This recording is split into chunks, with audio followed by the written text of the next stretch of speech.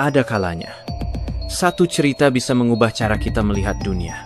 Satu pengalaman bisa membuka mata dan hati kita lebih luas dari sebelumnya.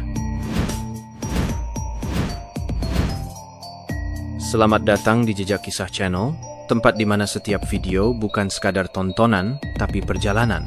Sebuah perjalanan menuju pemahaman, pembelajaran, dan kadang penyadaran.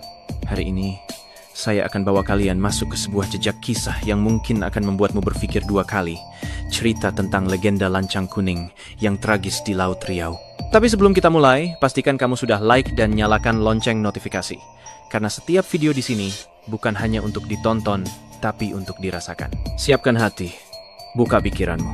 Karena sekarang, perjalanan ini akan segera dimulai. Ini bukan sekadar video. Ini adalah cerita. Dan kamu adalah bagian dari cerita itu.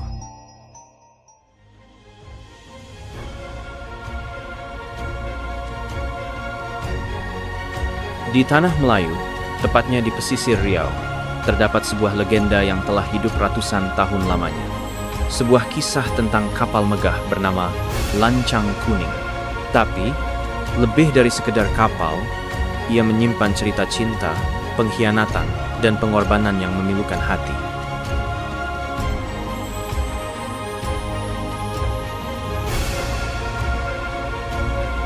Lancang Kuning bukan sekedar nama.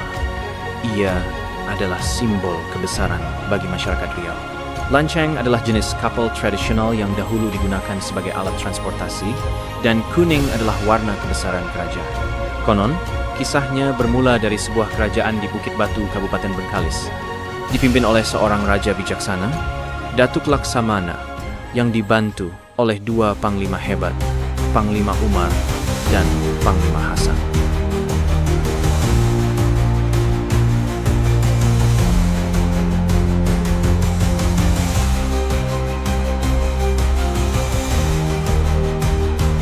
Panglima Umar jatuh cinta kepada seorang gadis bernama Zubaidah. Ia meminta restu kepada Datuk Laksamana untuk meminangnya. Sang raja pun mengabulkan dan pernikahan besar digelar. Tapi, cinta tidak pernah sederhana. Panglima Hasan juga mencintai Zubaidah. Kecemburuan mulai meracuni hatinya. Diam-diam, ia merencanakan sesuatu yang kelam.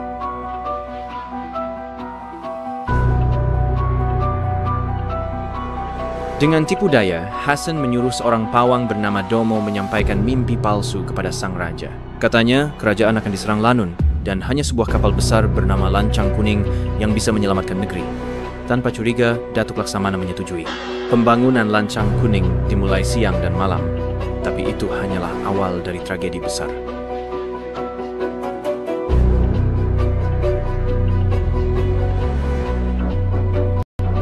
Menjelang peluncuran kapal, muncullah isu bahwa Bathin Sanggoro melarang nelayan menangkap ikan.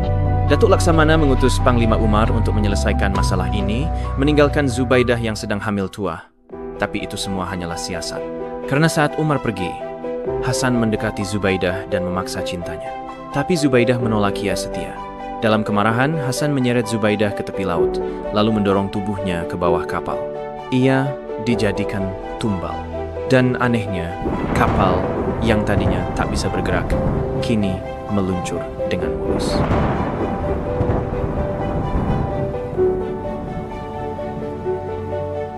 Saat Umar kembali, ia diberitahu bahwa Datuk Laksamana telah mengorbankan istrinya.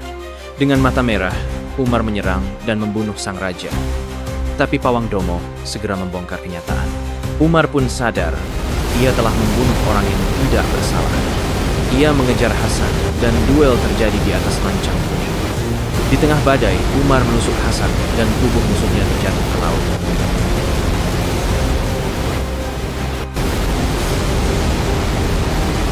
Penuh penyesalan, Panglima Umar berlayar seorang diri di atas Lancang Kuning. Tapi alam murka. Ombak besar menelan kapal megah itu, dan tubuh Umar pun hilang di laut Tanjung Jati. Sejak saat itu, Lancang Kuning menjadi legenda. Sebuah cerita tentang cinta sejati, pengkhianatan, dan pengorbanan yang dikenang oleh masyarakat Riau hingga kini.